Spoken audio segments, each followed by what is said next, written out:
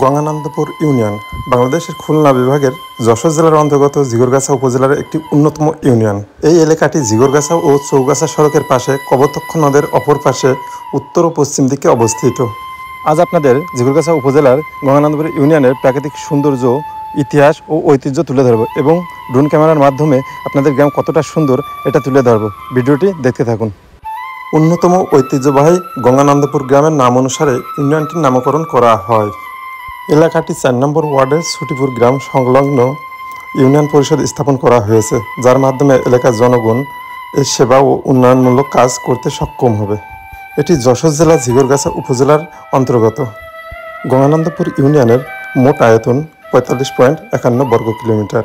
গঙ্গানন্দপুর ইউনিয়নটি 16টি গ্রাম ও 15টি মৌজা নিয়ে গঠিত হয়েছে। এই ইউনিয়নটি নিয়ে কিছু বলতে গেলে প্রথমেই আসে গঙ্গানন্দপুর ডিগ্রি কলেজ, যেটি 1995 সালে প্রতিষ্ঠিত হয়। স্থানীয়দের কাছ থেকে জানা যায়, বাবু মহিতোষ রায় চৌধুরীর হাত ধরেই এই ডিগ্রি কলেজটি প্রতিষ্ঠিত হয়। বর্তমানে এটি একটি সুনামধন্য কলেজ। এরপরে রয়েছে গঙ্গানন্দপুর মাধ্যমিক বিদ্যালয়। এটি যশোর জেলার একটি সুনামধন্য ঐতিহ্যময় মাধ্যমিক বিদ্যালয়। এটি প্রথম প্রতিষ্ঠিত হয় বাবু মহিতোষ রায় চৌধুরীর হাত ধরে। স্থানীয়দের কাছ থেকে জানা গেছে, মাত্র 7 জন শিক্ষার্থী নিয়ে মাধ্যমিক বিদ্যালয়টি যাত্রা শুরু করে। গঙ্গানন্দপুর মাধ্যমিক বিদ্যালয় বর্তমানে মাধ্যমিক ও উচ্চ মাধ্যমিক শিক্ষা বোর্ড। এটি যশোর আওতাধীন একটি আধা সরকারি প্রতিষ্ঠান। এই বিদ্যালয়টি 1940 সালে প্রতিষ্ঠিত হয়।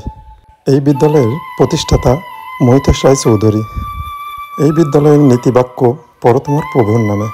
এই বিদ্যালয়ের আয়তন 20 বিঘা ও ক্যাম্পাসের ধরন অনেকটা গ্রামীণ। এই বিদ্যালয়ে 1100-রও বেশি শিক্ষার্থী রয়েছে। এই বিদ্যালয়ের পাশেই রয়েছে গঙ্গানন্দপুর সরকারি প্রাথমিক বিদ্যালয়, যেটি 1972 সালে প্রতিষ্ঠিত হয়। এছাড়া রয়েছে গঙ্গানন্দপুরে একটি বড় বাজার, যা সবসময় লোকজনে পরিপূর্ণ থাকে। আর এই বাজারের পাশ দিয়ে বয়ে চলেছে কপোতাক্ষ নদ, যেটা বাজারকে আরও বেশি আকর্ষিত করেছে। এই বাজারের রাস্তাকে আরও বেশি আকর্ষণীয় করেছে দুই পাশে থাকা পুরাতন কিছু কৌড়ই গাছ।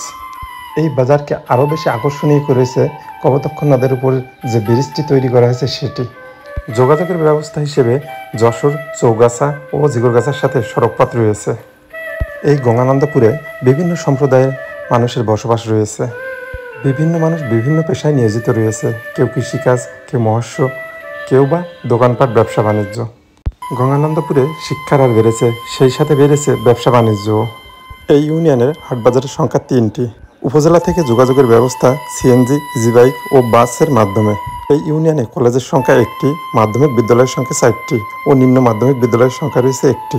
মাদ্রাসার সংখ্যাও রয়েছে 3টি। এছাড়া এই ইউনিয়নে সরকারি প্রাথমিক বিদ্যালয় রয়েছে 9টি এবং রেজিস্ট্রার প্রাথমিক বিদ্যালয় রয়েছে 2টি।